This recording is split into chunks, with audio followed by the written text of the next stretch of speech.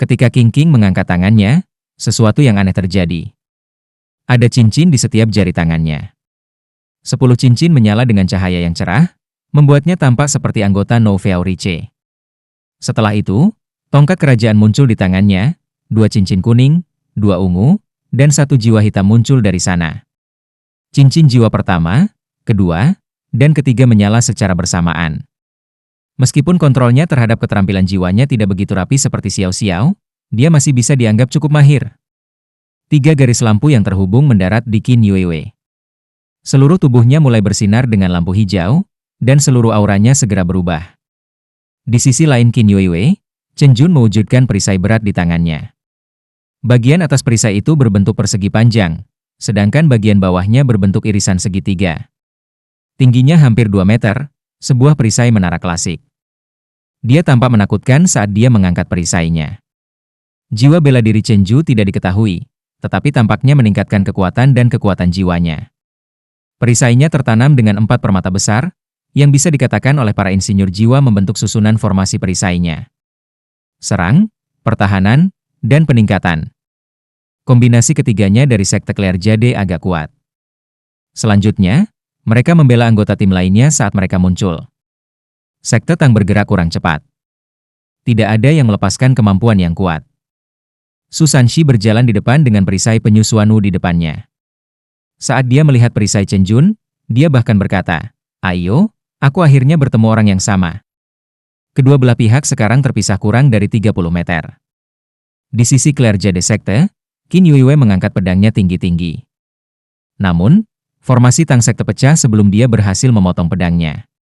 3 pergi ke kiri, sementara 4 bergerak ke kanan, menciptakan celah dalam formasi mereka.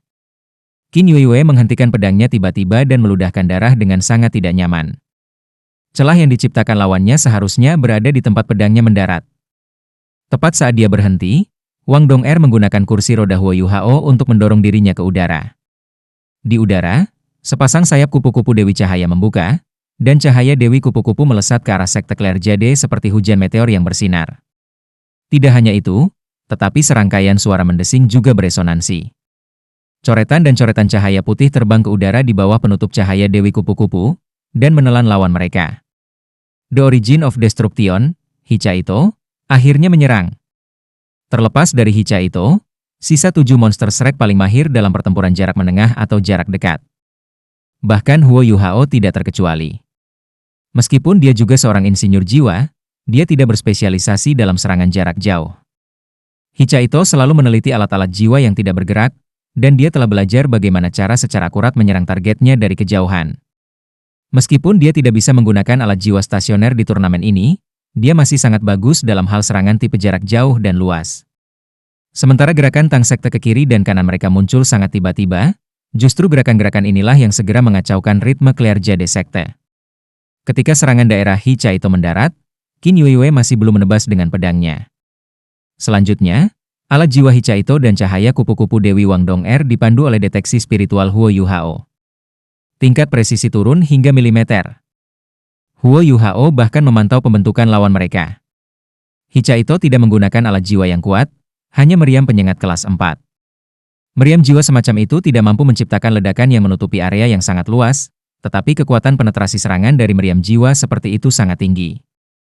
Mereka bahkan berpotensi meninju seseorang hingga menembus dan memukul orang di belakang mereka. Cara terbaik untuk menghadapi meriam jiwa semacam itu adalah dengan menghindarinya. Selama mereka dihindari, mereka tidak mungkin menyebabkan banyak kerusakan. Hichaito menembakkan 16 meriam ini. Setidaknya 1 dari mereka menjadi sasaran pada setiap murid Clair Jade Sect, dan bahkan diarahkan ke kepala mereka. Kontak mereka dihitung dengan tepat menggunakan deteksi spiritual Huo Yuhao, dan tidak ada kesalahan yang akan terjadi. 10 meriam sisanya ditujukan pada 1 orang, yang bukan pemimpin tim atau Sue Bing. Mereka ditujukan pada yang terlemah, tetapi tercepat, Yu Chen.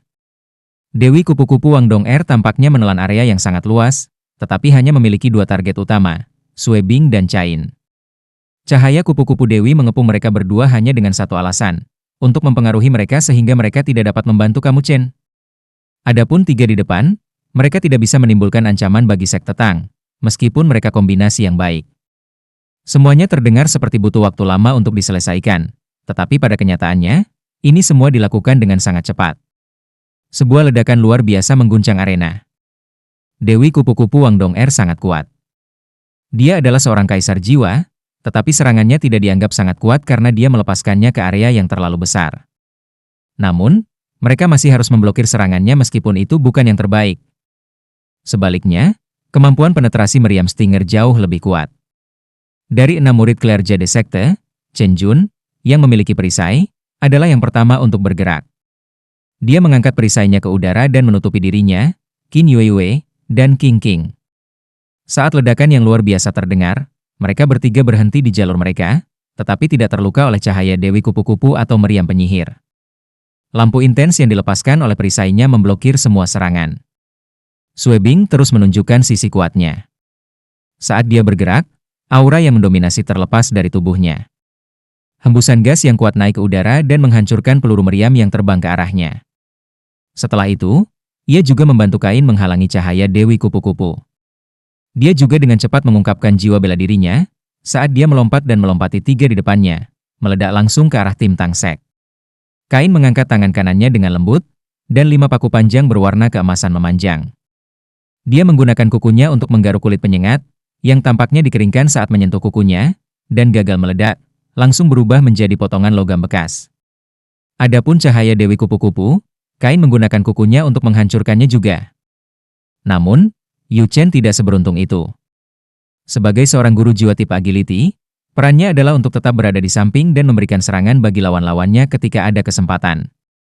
Itu adalah cara terbaik dia bisa melepaskan kekuatan bertarungnya yang terbesar. Akibatnya, dia terjebak di belakang saat rekan setimnya maju. Dia ingin mengambil rute samping dan diam-diam menyerang salah satu anggota Tangsek. Dia tidak memiliki target tetap, tetapi siap untuk menyerang siapapun yang paling terekspos. Namun, 11 cangkang penyengat menabrak lurus ke arahnya di bawah naungan cahaya Dewi Kupu-Kupu sebelum dia bahkan sempat bergerak. Meriam-meriam ini secara akurat memperhitungkan lintasannya, serta bagaimana ia mengedarkan kekuatan jiwanya. Dia merasa seolah-olah dia berlari langsung ke mereka. Dia tidak sekuat kain, dan bahkan dikalahkan oleh Wang Dong'er di chapter pertama.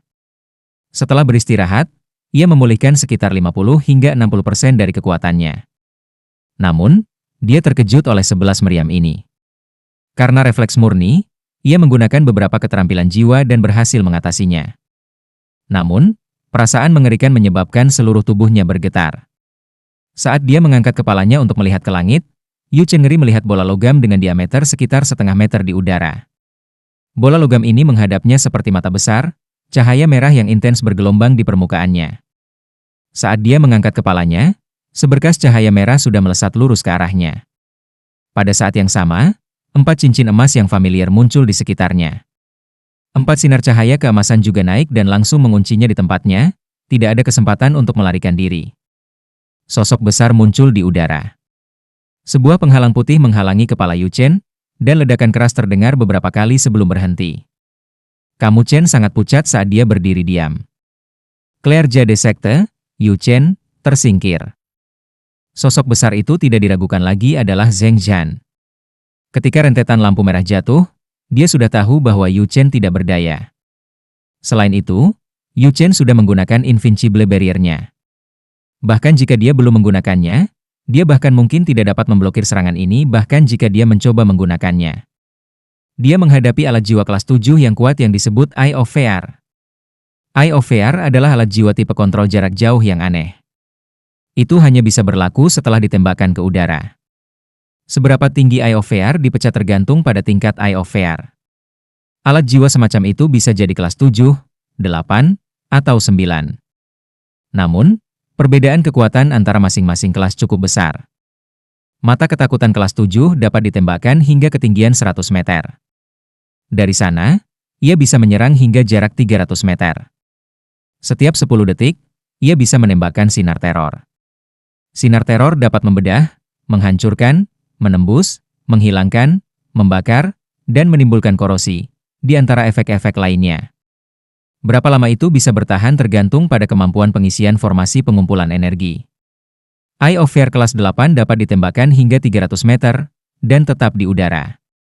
Itu bisa menyerang pada jarak hingga 1000 meter, dan bisa ditembakkan setiap 15 hingga 20 detik. Itu 3 kali lebih kuat dari mata ketakutan kelas 7. Selain itu bisa meledak. Ketika meledak, segala sesuatu dalam radius 250 meter darinya akan mati. Sedangkan untuk mata ketakutan kelas 9, seseorang dikabarkan hanya ada di gudang senjata rahasia Kekaisaran Sun Moon. Tidak ada yang tahu seberapa kuat itu, karena tidak pernah digunakan dalam pertempuran. Menciptakan mata ketakutan kelas 7 sudah sangat rumit, sesulit menciptakan 3 alat jiwa kelas 7 biasa. Sementara kemampuan ofensif dari Eye of Fear cukup kuat, ia memiliki kelemahan besar karena tidak dapat mengunci targetnya. Itu tergantung pada tujuan orang yang menggunakannya. Jika targetnya bergerak, itu akan sia-sia. Sangat penting untuk memprediksi pergerakan lawan seseorang untuk menggunakan alat jiwa ini dengan baik. Sebaliknya, tidak mudah untuk memprediksi pergerakan lawan yang harus ditangani menggunakan Eye of Fear.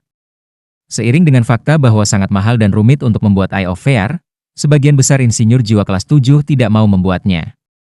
Kelemahan utama lainnya dari Eye of Fear adalah bahwa itu mudah rusak. Itu akan pecah selama itu tepat mengenai 1 kali saja, dan kekuatan yang dibutuhkan tidak tinggi. Lebih jauh lagi, Eye of Fear tidak bisa bergerak begitu ia naik ke udara. Itu mendapat julukan setelah itu dibuat. Itu disebut iga ayam yang mengerikan. Namun, iga ayam yang menakutkan ini berhasil menendang Yu Chen keluar dari chapter team. Kalau tidak, dia akan hancur oleh sinar terornya. Serangan ini bersama, dengan 4 arai heksagram Wang Dong-er, sudah cukup untuk mengalahkan Yu Chen. Ini adalah kerja tim dari tim Tang Sekte. Setelah menembakkan mata ketakutannya ke udara, Hichaito menyeringai. Sepertinya tidak ada hubungannya dengan dia. Dia mengenakan helm luar kedua untuk saat ini, dan sebuah tombol kontrol di tangannya. Tombol memungkinkannya untuk memposisikan Eye of Fear. Adapun untuk membidik Yu Chen, itu adalah sesuatu yang dia tidak perlu khawatirkan. Dengan pendeteksian spiritual Huo Yu Hao membantunya, kekuatan Origin of Destruction pasti akan ditingkatkan hingga batasnya oleh mata Asura. Ledakan. Anaconda besar jatuh dari udara dan menabrak salah satu sisi dinding. Susanshi menerjang maju untuk memblokir sebelum menggeser tubuhnya kembali 1 meter. Dia berhasil membelokkan Sue Bing pada saat itu, dan mencegahnya dari mengganggu formasi mereka. Xiao Xiao juga bertindak pada titik ini. Trelive Solcerus Cauldron hitamnya langsung tumbuh ukurannya hingga mencapai diameter 3 meter. Itu jatuh dari langit dan jatuh ke kepala tubuh sejati Anaconda. Wang Dong-er baru saja menyelesaikan 4 arai heksagram dan kembali ke sisi Huo Yu Hao. Jiang Nanan tidak bergerak, dan tetap berada di sisi Susanshi. Nana bergeser, bergerak di belakang Susanshi. 3 depan Claire Jade Sekte juga menyesuaikan posisi mereka. Qin Yuiwei mengangkat pedangnya tinggi di bawah peningkatan King King, dan cahaya pisau yang kuat melesat, lebih dari 30 kaki panjangnya. Baju besi di tubuhnya juga seperti matahari hijau yang terbakar. Auranya melonjak dengan kecepatan yang mengkhawatirkan. Akumulasi. Dia memilih untuk mengumpulkan kekuatannya sekarang. Sementara dia hanya memiliki 5 dering, kekuatan serangannya akan sangat mengerikan setelah itu jika diberi waktu untuk menyalakannya. Tapi Tang Sekte tampaknya tidak terpengaruh oleh ini. Garis cahaya pedang biru tua muncul seperti sambaran petir dan menabrak tubuh sejati Anaconda. Anaconda menjerit menyedihkan, dan luka yang dalam muncul di sana. Cahaya melesat ke segala arah karena ini. Saat Sue Bing mengaktifkan Martial Soul True Body-nya, secara alami tidak memiliki darah. Namun, itu bergelombang dengan gelombang kekuatan jiwa. Cahaya pedang yang menghantamnya membawa kekuatan Ultimate Ice. Sue Bing ditekan. Wanita salju yang imut itu melayang ke udara. Ketika dia melihat Anaconda True Body, dia tampak sangat mencemooh. The Snow Empress, 3 teknik utama, Chill yang tak tertandingi, pedang permaisuri. Sekte Tang tidak diragukan lagi, bahkan lebih menakutkan ketika mereka bertarung sebagai satu tim. Dengan deteksi spiritual Huo Yu Hao, mereka dengan mudah menekan lawan mereka. Zheng Zhan menghela nafas saat dia melihat semuanya. Sekte Tang terlalu kuat. Sepertinya tim Sun Moon benar untuk menyerah di chapter tim. 5 lawan 7. Mereka tidak akan bisa mengalahkan Sekte Tang, mengingat seberapa kuat dan terkoordinasi mereka. Pada titik ini, Sekte Claire Jade berada pada posisi yang sangat tidak menguntungkan. Mereka belum memberikan semua yang mereka miliki, tetapi mereka sudah turun 1 anggota. Sisanya juga ditindas. Formasi awal mereka, yang cukup kuat, memiliki nilai kecil pada titik ini. Ini membuat mereka seperti ayam tanpa kepala. Kain akhirnya bertindak. Ketika anggota timnya semua dalam situasi bencana, dia meledak seperti bayangan. Dia sangat cepat, jauh lebih cepat daripada Yu Chen. Ketika mereka melihat sosoknya berkedip, dia sudah di udara di atas tim Tang Sek. Saat dia mengangkat tangannya, 10 garis cahaya gelap keemasan melesat ke arah Putri Salju. Bukan hanya itu, tapi dia juga menjerit nyaring. Ah! Semua orang di sekte Tang tersentak sebagai satu, dan sedikit tertunda ketika mereka mencoba untuk melepaskan kemampuan mereka. Cepat! Bahkan Huo Yuhao tidak menyangka kain menjadi begitu ganas. Namun, Putri Salju tidak takut. Dia tidak di bawah kendali Huo Yuhao. Dia memiliki kecerdasannya sendiri, dan kemampuan bertarung Ratu Salju. Terhadap sinar keemasan gelap, tubuhnya sedikit bergoyang, dan dia melayang ke samping seperti seberkas cahaya biru sebelum menyapu melewati mereka. Pada saat yang sama, dia pindah untuk meletakkan telapak tangannya yang kecil di dada kain. The Snow Empress, 3 teknik utama, Empress, Palm, Snowless Glacier. Dia segera menggunakan gerakan pembunuhnya. Raungan itu mungkin efektif pada anggota Tang Sekte. Namun, bagaimana itu bisa berdampak pada Putri Salju? Kain tidak terus melawan Putri Salju. Karena serangannya tidak berpengaruh, dia dengan cepat menggeser posisi, terlalu cepat untuk ditangkap. Kali ini, dia muncul di atas Huo Yuhao dan Wang Dong'er. Dia mencakar kepala mereka. Sebagai pemimpin tim dari Clerjade Sekte, Kain tahu bahwa Huo Yuhao adalah orang yang memimpin seluruh tim, meskipun ia sepertinya adalah mata rantai yang lemah dengan berada di kursi roda. Jika dia dipindahkan, koordinasi Tang Sekte akan kacau. Apapun krisis yang bisa dilihat Zheng Zhan, Kain juga bisa melihat. Untuk memenangkan putaran tim ini, dia harus menyingkirkan otak di belakang Tang Sek. Dang, dang. 2 suara garing bergema. Kain tertegun. Baik Huo Yuhao maupun Wang Dong'er tidak memblokir serangannya. Sebaliknya, itu adalah perisai besar. Gaya bertarung Kain adalah untuk segera mengubah posisinya setelah dia menyerang. Kalau tidak, dia akan berada dalam masalah setelah dia terpojok oleh Sekte Tang. Dia tidak ragu sama sekali, sosoknya berkedip saat dia kembali ke udara. Kali ini, dia membuka sepasang sayap emas gelap di belakang punggungnya, mendorong dirinya ke arah Eye of Fear di atasnya. Pada titik ini, Eye of Fear hanya diisi selama 3 detik. Dia telah memilih waktu yang tepat. Jika dia tidak segera menghancurkannya, itu bisa menjadi ancaman bagi seluruh timnya. Tak satu pun dari mereka yang tahu siapa target selanjutnya. Namun, yang aneh adalah bahwa tidak ada seorang pun dari Sekte Tang yang menghentikannya. Tidak ada yang mencoba. Setelah Su Sanxi memblokir serangan Kain, dia bergerak kembali di depan seluruh tim lagi. Perisainya masih di depannya, dan dia menyaksikan Qin Yuiwei, yang hampir selesai dengan akumulasi kekuatannya. Pada titik ini, dia sudah menargetkannya. Su Sanxi harus diatasi terlebih dahulu, tidak peduli apakah itu karena dia adalah seorang kaisar jiwa berantai 6 atau karena dia adalah seorang master jiwa tipe pertahanan. Dalam bentrokan mereka sebelumnya, baik Sue Bing maupun Kain tidak berhasil membuat kemajuan karena dia. Senyum aneh muncul di wajah Su Sanxi. Jiang Nannan menggelengkan kepalanya dengan lembut ketika dia melihat senyum itu, dan juga mulai bertindak. Dia bergerak dengan cepat, dan melompat maju secara diagonal. Targetnya adalah tubuh sejati Sue Bing Anaconda. Mata Huo Yuhao bersinar dengan cahaya ilahi. Wanita salju kembali ke sisinya lagi, tetapi dia berhenti di belakang punggung Su Sanxi. Dia mengangkat tangannya yang kecil dan halus. Wang Dong'er tahu bahwa cincin dan cincin cahaya biru es terbentuk di tengah tangan kanan Putri Salju dengan kecepatan tinggi. Apakah dia mengumpulkan kekuatan gletser tanpa saljunya? Apa yang dia lakukan? Gletser tanpa salju hanya akan memiliki efek yang cukup jika menyerang musuh secara langsung. Namun, Wang Dong'er hanya sedikit ragu. Dia juga melayang di udara di bawah bimbingan deteksi spiritual Huo Yuhao. Coretan dan coretan susunan heksagram naik ke udara ketika kedua belah pihak saling bertarung. Target mereka adalah Anaconda True Body. Sue Bing sangat disayangkan. Dia sudah pernah dipukul oleh Cil tak tertandingi karena dia ceroboh. Saat ini, dia hanya bisa mencoba mempertahankan tubuh sejati Anacondanya. Rasa sakit yang intens dan es tertinggi sangat mengurangi kekuatan bertarungnya. Sementara tubuh sejati jiwa martial kuat, itu bukan tubuh sejati jiwa martial benar karena kemampuannya berkurang, dia juga tidak berani menghadapi arai heksagram Wang Dong'er secara langsung. Dia juga takut untuk bergegas ke depan. Crelife Xiao Xiao, Solcerus Chauldron, berkoordinasi dengan heksagram arai Wang Dong'er untuk menekannya, mencegahnya untuk maju lebih jauh. Pada titik ini, Kain sudah di depan Eye of Fear. Dia mengulurkan tangan dengan cakarnya, akan menghancurkannya. Namun, perasaan aneh tiba-tiba menelan tubuhnya. Kain hanya merasakan ruang di sekelilingnya mendistorsi dengan marah. Cakarnya tidak menemukan apapun. Setelah itu, dia menyadari rentetan lampu hijau yang akrab namun menakutkan itu jatuh dari langit. Kepalanya adalah targetnya. Bagaimana ini mungkin? Kain heran. Namun, dia tidak punya pilihan selain melawan serangan itu. Dia mencakar di udara, menciptakan proyeksi cahaya keemasan gelap.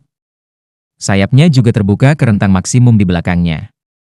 Namun, tangan yang dingin menekan punggungnya tepat saat dia akan menggunakan pertahanan terkuatnya untuk menahan serangan ini. Tak satu pun dari timnya mengharapkan perubahan besar terjadi. Mereka masih akan memiliki kesempatan jika Kain berhasil menghancurkan Eye of Fear.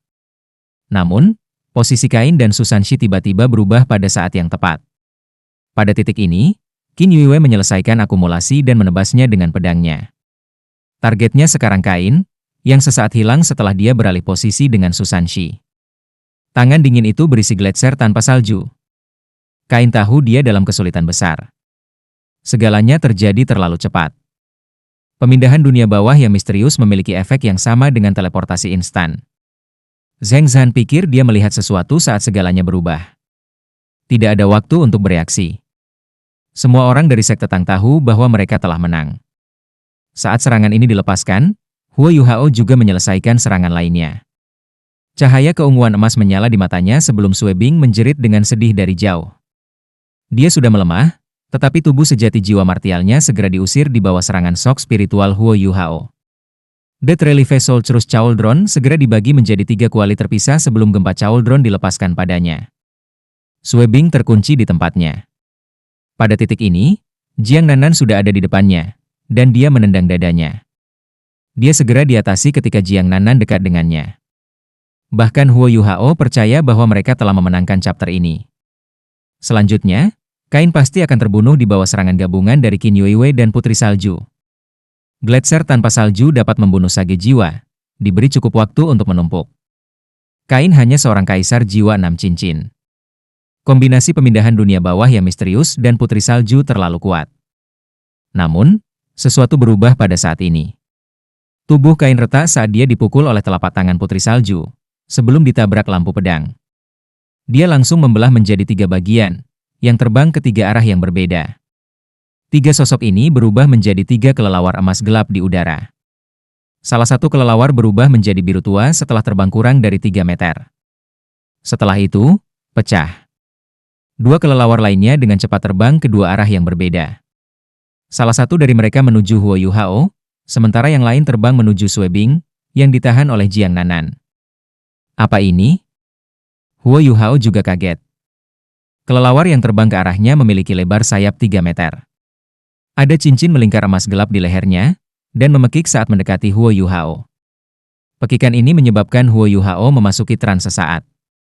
Setelah ini, bagian belakang kelelawar bersinar dengan seberkas cahaya berdarah. Sebuah proyeksi yang tampak persis seperti kelelawar lain muncul dan jatuh ke dada Huo Yuhao. Skill ini 60 hingga 70% mirip dengan wayang manusia Blood Shadow yang Adler gunakan untuk melawan Wang Dong'er. Meskipun Huo Yuhao sedang kesurupan sesaat, reaksinya masih sangat cepat. Sebuah perisai cahaya besar, setengah transparan menghalangi tubuhnya. Mata kelelawar yang berwarna merah darah tampak dipenuhi dengan jijik. Bukankah Wang Dong'er memberitahu Huo Yuhao bahwa wayang manusia Blood Shadow tidak dapat mengabaikan segala bentuk pertahanan? Namun, tubuh kelelawar berubah kaku di detik berikutnya. Proyeksi merah berdarah bertabrakan dengan perisai. Itu tidak berhasil menembus, dan bahkan terhuyung-huyung setelah menghantam perisai. Cahaya putih susu muncul di perisai, dan tampak membentuk wajah tersenyum. Setelah ini, salinan yang tepat dari proyeksi kelelawar berwarna darah dibelokkan langsung ke arah kelelawar emas gelap. Kelelawar emas gelap berteriak kesakitan sebelum membuat proyeksi cahaya keemasan di belakangnya. Proyeksi ini berubah menjadi bintik-bintik cahaya keemasan yang melonjak ke arah perisai. Untuk kedua belah pihak, lawan mereka menggunakan kemampuan yang sangat aneh. Tak satu pun dari mereka mengharapkan pihak lain untuk memiliki kemampuan seperti itu. Kain lolos dari kematian, tetapi dia merasa tidak enak setelah diserang berulang kali. Wang Dong'er dan Putri Salju masih di samping Huo Yuhao. Kelelawar emas gelap terhenti beberapa saat setelah terluka oleh perisai. Penundaan sesaat ini menawarkan waktu bagi Butterfly Goddess / Wang Dong'er untuk memotong menuju kelelawar. Sebuah bola cahaya besar langsung berubah menjadi 108 bilah yang mengelilingi kelelawar. Adegan aneh lain muncul lagi. Kelelawar emas gelap pecah lagi dan berubah menjadi kelelawar kecil yang tak terhitung jumlahnya yang melarikan diri ke arah yang berbeda. Berhasil melarikan diri dari serangan yang sangat terkonsentrasi dari Butterfly Goddess /. Namun, tidak semua dari mereka berhasil melarikan diri, karena beberapa kelelawar kecil masih terbunuh. Di sisi lain, kelelawar emas gelap lainnya berada dalam situasi yang jauh lebih baik. Blood Shadow Human Puppet mengubah targetnya menjadi Jiang Nanan, dan dia tidak punya pilihan selain melarikan diri. Xiao Xiao secara langsung menggunakan salah satu kuali untuk menutupi Jiang Nanan, yang menghalangi serangan boneka itu. Namun, dengan melakukan hal itu Kain juga berhasil meringankan krisis Webing. Semua perubahan ini terjadi sangat cepat. Qin Yueyue hanya berhasil menarik kembali pedangnya setelah Suebing sudah diselamatkan. Namun, seberkas cahaya merah yang memancarkan aura mengerikan turun dari langit pada saat ini. Kali ini, targetnya adalah Qin Yueyue. Tidak peduli seberapa mampu Kain, dia tidak bisa menyelamatkan Qin Yueyue setelah dia berulang kali diserang dan dipaksa untuk menyelamatkan Suebing. Zheng Zhan bereaksi lagi dan memblokir serangan untuk Qin Yueyue. Pada saat yang sama, dia mengumumkan penghapusannya. 2 dari 6 anggota asli dari sekte Clair Jade dieliminasi. Sekarang giliran Eye of Fear untuk menunjukkan kekuatannya lagi, dan setelah menembak, ia mulai mengumpulkan kekuatannya lagi. Hichaito juga melepaskan serangannya. Sinar jiwa dan peluru meriam yang tak terhitung jumlahnya ditembakkan ke arah Suebing dan Kain. Di sisi lain, Su Sanshi mendarat tepat di antara King King dan Chen Jun. Ini akan menjadi bentrokan antara perisai. Ledakan. Perisai mereka bertabrakan dengan dampak yang mengejutkan keras. Sementara perisai Chen Jun jauh lebih besar dari perisai Su Sanshi, dia jauh lebih rendah dalam hal kekuatan. Setelah tabrakan, dia mundur beberapa langkah, sangat limbung. King King waspada, dan dengan cepat mundur. Lampu yang dilepaskan dari tongkatnya sekarang diarahkan ke Chen Jun. Su Sanshi mendengus, dan perisainya bersinar dengan lapisan cahaya hitam. Seluruh tubuhnya juga berwarna hitam karena cincin jiwa ketiganya bersinar terang. Biarkan aku berurusan dengan mereka berdua. Dengan kemampuannya sebagai kaisar jiwa, akan sangat memalukan jika dia tidak bisa berurusan dengan 2 raja jiwa. Dia pernah dianggap, bersama dengan Bei, sebagai salah satu Gemini dari Shrek Akademi generasi baru. Huo Yuhao tidak buru-buru menyerang. Dia mengeksploitasi serangan area luas Hichaito, dan mereka semua berkumpul bersama dalam formasi mereka sekali lagi. Wang Dong'er menggantikan Su Sanshi, sementara Xiao Xiao dan Jiang Nanan ada di sisinya. Hichaito dan Huo Yuhao sekarang di belakangnya. Terakhir, Nana ada di belakang Huo Yuhao sekarang saat dia mendorong kursi rodanya menggantikan Wang Dong'er. Dari awal sampai sekarang, Nana tidak bergerak sedikit pun. Faktanya, Nana sedikit asing dalam hal kemampuan dan koordinasinya dengan 7 monster Shrek. Misi Huo Yuhao untuknya adalah melindungi semua orang. Jika lawan mereka merayap di sisi belakang, tugasnya adalah memperlambat mereka. Jiwa bela diri apa itu? Nana bertanya. Huo Yuhao menggelengkan kepalanya. Dia juga tidak yakin apa jiwa bela diri Kain. Namun, hasil putaran tim ini sudah diputuskan. Satu-satunya hal adalah bahwa mereka belum sepenuhnya mencapai tujuan mereka. Tim Clair Jade sekte jelas lebih kuat dari yang mereka harapkan. Dong'er. Huo Yuhao memanggil dengan lembut. Ya, Wang Dong'er mengangguk dengan lembut sebagai jawaban. Pikiran mereka terhubung, dan dia mengerti apa yang diinginkannya bahkan ketika dia berbicara. Sinar intens dari cahaya keemasan naik dari tubuh Wang Dong'er. Tubuh atasnya menekuk ke belakang, pinggangnya menopangnya saat ia membentuk-bentuk busur dengan tubuhnya. Dia meraih bahu Huo Yuhao dengan tangannya dan melakukan handstand di tubuhnya. Sisa sekte Tang dengan cepat dipisahkan ke samping. Udara tampak membeku pada saat ini. Garis-garis cahaya menyilaukan yang tak terhitung mulai memuntahkan dari Huo Yuhao dan Wang Dong'er. Waktu sepertinya berhenti pada saat ini juga. Sayap biru keemasan Radiant Butterfly Goddess berkembang dengan cepat.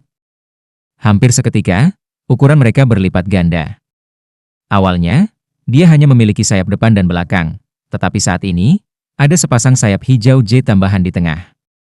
Mereka halus, berkilau, dan mempesona. Aura kehidupan yang kuat datang dari sepasang sayap tambahan ini, seolah-olah mereka mengatakan bahwa makna hidup yang sesungguhnya adalah cahaya dan air. Aura kehidupan mereka melengkapi aura cahayanya. Saat sayap yang menyilaukan terbuka, lampu biru, emas, dan hijau tampak bersinar dengan warna lain yang tak terhitung jumlahnya. Tampaknya ada banyak manik-manik air lembut menggulung di sayap. Mereka membiaskan semua cahaya yang bersinar dari mereka. Garis-garis cahaya yang tak terhitung jumlahnya bersinar terang, dan lapisan es dirilis juga, mulai dari bagian bawah kakinya. Mereka membuat sosok langsingnya tampil lebih anggun. Ketika embun beku menyebar, segala sesuatu di sekitarnya tampak berubah menjadi dunia es dan salju. Saat aura dingin menyebar, tubuh menyatu Huo Yuhao dan Wang Dong'er juga mulai berubah secara mengejutkan. Huo Yuhao menghilang, dan sosok ramping diam-diam muncul di tengah cahaya 3 warna. Itu adalah seorang wanita yang tampaknya telah matang, lebih dari 180 cm. Sosok rampingnya sangat menawan. Dia memiliki rambut panjang berwarna biru yang mengalir hingga ke kakinya. Matanya berwarna emas cerah, dan sosoknya sangat sempurna. Penampilannya yang menggairahkan membuat semua wanita hadir pucat dibandingkan. Setiap garis cahaya dan setiap lekukan pada tubuhnya saling melengkapi. Tidak ada yang bisa menggambarkan perasaan mereka ketika pertama kali melihatnya. Namun, perhatian semua orang ditangkap olehnya begitu dia muncul.